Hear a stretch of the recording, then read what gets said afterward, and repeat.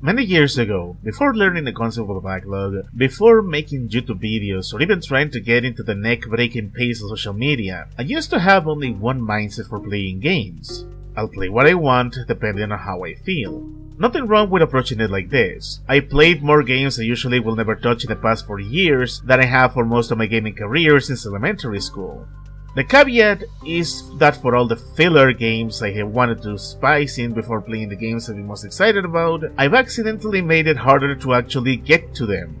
So I feel the best way to understand this is to take a look at what is currently installed on my hard drive, figure out what my mindset has been for some of these games, and then use that as a reference point in the future. Who knows, maybe it will help me with my backlog, and with some luck, it will help some of you as well. If not, at least I hope this is a very entertaining video on how to approach what is supposed to be a fun hobby. I tend to divide my backlog into 3 categories. Games I want to make videos on, games I want to play during me time, and games to play with friends or to have in the background during a Discord call. Sometimes my mind changes and I decide to move them around a bit, so why not get started there for this video, with the games I want to make videos on. It all sounds nice and simple until...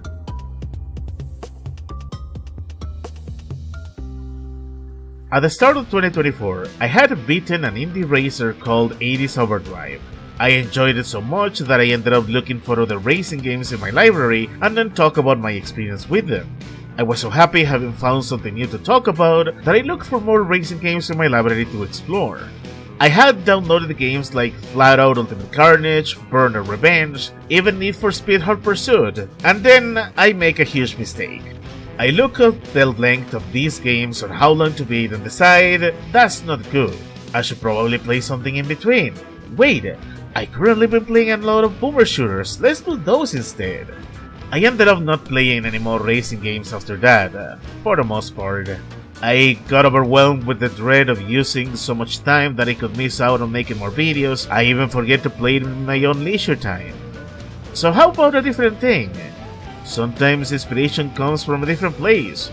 Sometimes me-time games become video material. In May, I was playing a game called Hellpoint.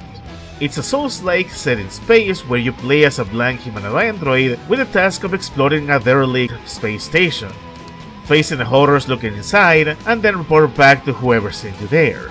I was having a lot of fun with the game. It's really good. I had not made a video in May at all, and I was already making the racing games video, so why not turn it into a review? Problem is, I'm already deep into the game. I think about starting a new save file so I can start recording early game stuff, start brainstorming what I could say about the game. But I also make another mistake. I stop playing it altogether, because it's another slightly longer game and I already set aside the racing games and I can't continue what I already started because what if I want to start recording gameplay for it? I end up dropping Hellpoint, not helped by the fact my computer needed maintenance because it was getting dusty, and I was also caught up on my big Terraria binge, also throwing in a replay of Max Payne because I wanted to talk about Max Payne 3 sometime, which didn't materialize either. Okay, that's strike 2. Not a good look, but things aren't entirely hopeless. I'm still playing a ton of games during me time, and there is a personal project I made huge progress of in 2023. I made it a personal goal to play every Assassin's Creed game in a franchise. Partly because I love stealth games, partly because I want to see what the big deal is about these games, and the meme that Ubisoft games are all the same. I have played the entire Desmond saga from Assassin's Creed 1 all the way to Assassin's Creed 3, even throwing in Chronicles China to complete the Ezio saga. Things are in motion. Sure, these videos are not proving popular, but it's still a very personal goal that I can pursue. All I have to do in 2034 is play the Pirate Saga, starting with Black Flag. That way I can play all the way to Unity and Syndicate in 2025 and finally make my way to the RPG trilogy, right? I end up only playing the very early hours of Assassin's Creed 4, and then dropping it because around the time I thought, hey, these games take a while to finish, let alone prepare a 10 to 20 minute video talking about it, and I've been breaking my one rule to not talk about repeated mechanics without realizing. Yet again, I weighed my options. Months are passing, I'm not making videos at all, and the few I'm making are for boomer shooters that I had intended to make in between. So that's yet another game I ended up dropping. Not helped by the fact around this time I started replaying the Metal Gear Solid games. I finally have a way to play and enjoy my old console games and core gameplay of them, and the rest of the year goes with me barely touching my Steam library. So that's strike 3. I'm not making enough videos, and instead I keep adding filler to my backlog. I need a different approach because this is not working. We have to go back to the drawing board.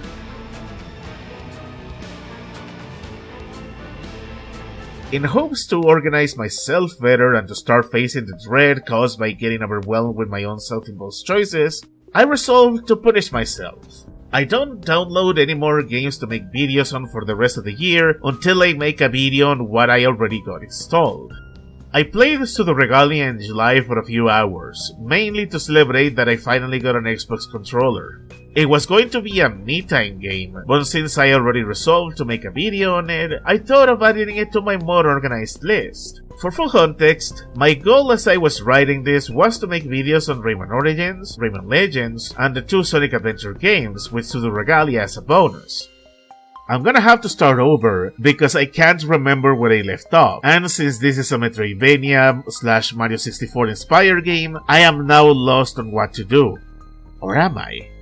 If you look around YouTube and search backlog on any variation on how to deal with your backlog, you will find countless approaches. The most popular is encouraging you to make a list, to organize your games, gather data, treat it like a game in itself.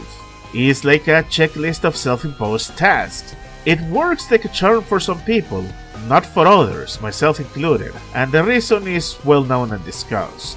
The YouTubers I've seen address this usually refer to it as overchoice or choice paralysis. More of a fancy way of saying you can't decide because you become overwhelmed. Right now, the best thing to do if you think you have too many choices is to remove some of them, not permanently, but rather to give yourself some breathing room. In December, I had put together a list that had 23 games in it, games I intended to make videos on. They were my self-imposed rule of covering them before doing anything else.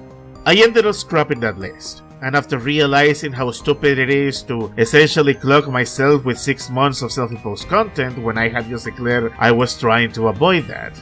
So I made a new list, trimmed down the fat, and now I just have to essentially make 9 videos, some of them being me using multiple games for a single video instead of stretching myself thin, and I already covered the first 2, so I'm already off to a promising start. As I complete each of these projects and also work on my personal backlog, I will start adding new games to the list, but only after I made progress. So this means some of the games I mentioned in this video are not going to get their own dedicated review or essay, at least not for now. Since I am still going to be playing games for fun and not for videos, then maybe there is something in there that can help me understand better how to just let loose and enjoy myself better, even if it is for my channel. So as the third and final chapter of this little self-reflection for my eternal backlog will be...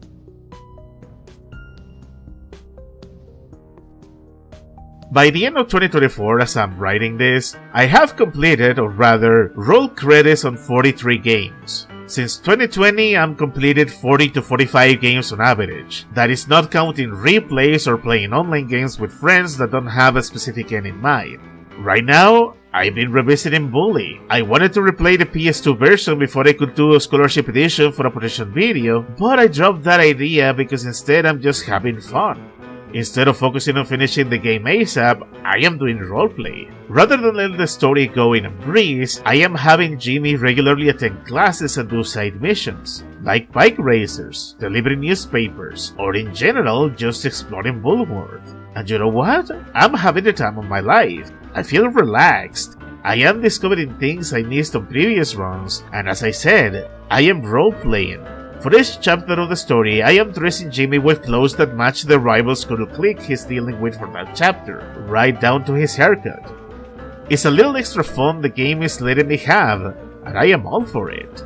On the Steam side of things, a good friend of mine talked me into finally getting Buckshot Roulette.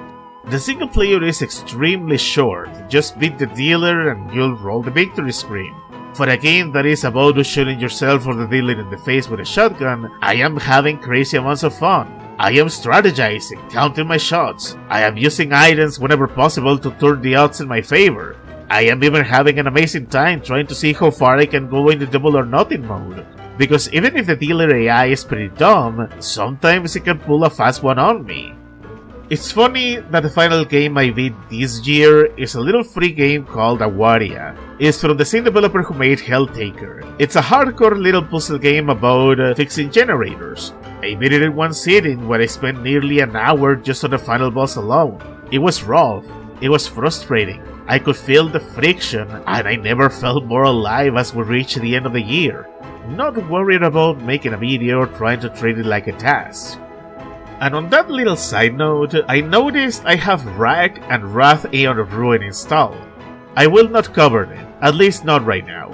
I love boomer shooters and exploring the best the genre has to offer feels nice. But I also need to be kinder to myself and my own feelings, treating my backlog and my YouTube channel with the self-respect I deserve. I can still play it during me time. I have plenty of other boomer shooters in 2024 that I didn't get to make a video on. And if I decide to go back to them or any other games I already mentioned, I can always replay them. After all, that's one of the things I enjoy doing the most. I like revisiting my games. I like rediscovering little things I missed during that original playthrough. Maybe even pursue the platinum.